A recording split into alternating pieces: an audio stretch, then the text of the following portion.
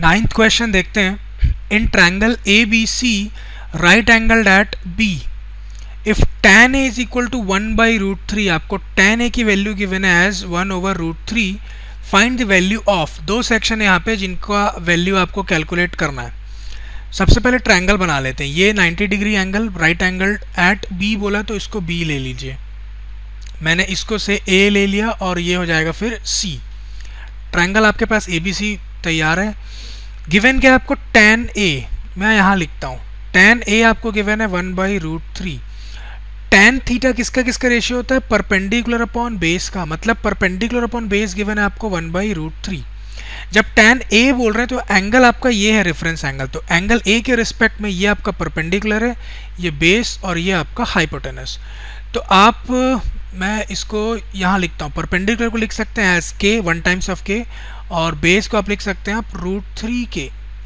अब दो साइड्स तो पता चल गया, परपेंडिकुलर पता चल गया आपको एज k, बेस पता चल गया एज √3k। हाइपोटेनस निकालना बचा है तो उसके लिए हम पाइथागोरस यूज कर लेंगे। सो फ्रॉम पाइथागोरस थ्योरम, मैं शॉर्ट में लिख रहा हूँ, AC² is equal to AB² plus BC²। AC² calculate करना है, AB is given as √3k उसका square plus BC is given as k, ये आपको BC गिवन एज k, मतलब आपने लिया है उसको। अब AC² is equal to √3k का स्क्वायर हो जाएगा 3k² plus k² is k² as such. Now 3k² plus k² is equal to 4k². Squaring both the sides you will get AC as plus minus 2k and we will discard minus 2k taking only 2k। तो आपको hypotenuse पता चल गया कितना? 2k। अब आपको triangle के सभी साइड्स पता चल गया। Hypotenuse as 2k, perpendicular as k and base as √3k। अब इसी ट्रायंगल में मैं सॉल्व कर रहा हूँ। फर्स्ट सेक्शन में आपको क्या करना है?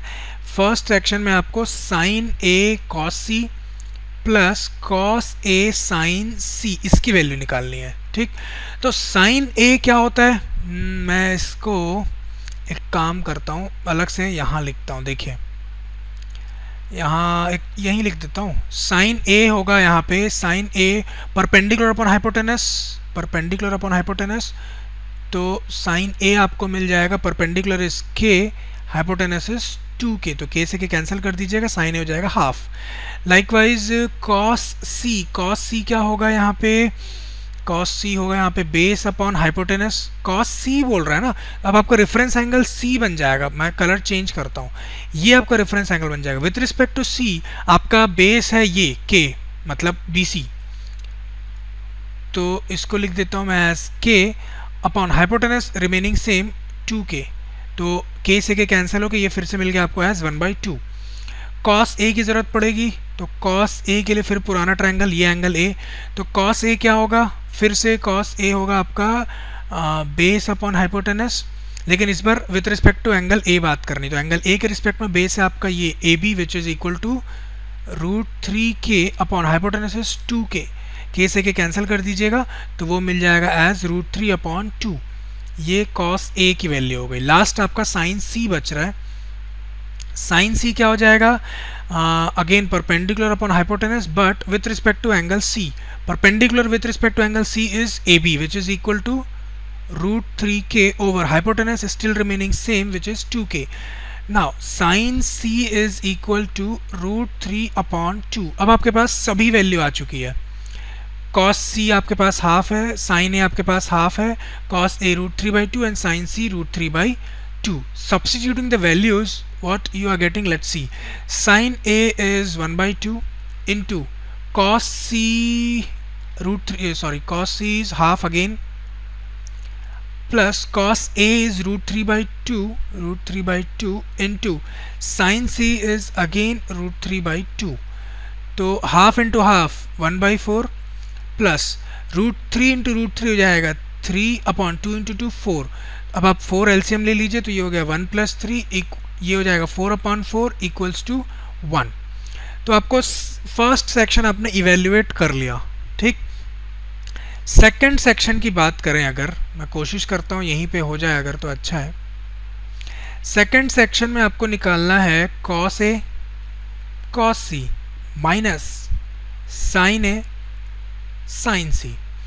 अब देखिए कॉस ए आपके पास है √3/2 into cos C half minus sine A is again half into sine C is √3/2। ये सारी वैल्यूज यहाँ देख सकते हैं जो मैं सब्स्टिट्यूट कर रहा हूँ।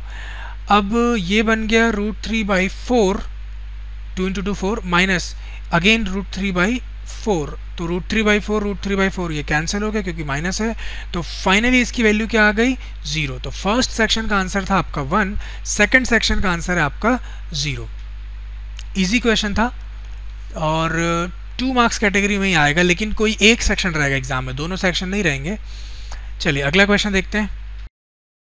Thanks for watching. We'd love for you to subscribe to our channel.